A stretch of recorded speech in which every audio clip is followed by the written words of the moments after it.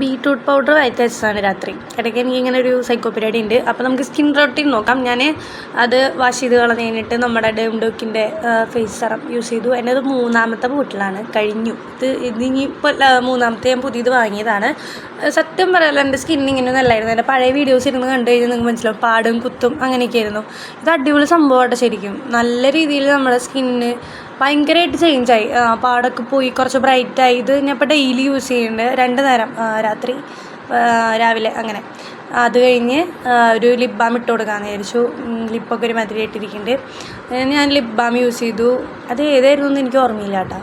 അത് കഴിഞ്ഞിട്ട് നമ്മൾ തലയിൽ ജസ്റ്റ് ഒരു സെറം പറ്റിയിട്ട് ജസ്റ്റ് മസാജൊക്കെ ചെയ്ത് നല്ല സുഖമായിട്ട് അങ്ങനെ ചെയ്യുമ്പോൾ അങ്ങനെ മസാജൊക്കെ ചെയ്ത് കൊടുത്ത് കഴിഞ്ഞിട്ട് ഒരു സുഖം കിട്ടും. അങ്ങനെ ചെയ്ത് കഴിയുമ്പോൾ ജസ്റ്റ് മെടഞ്ഞിട്ട് കൊടുത്തു.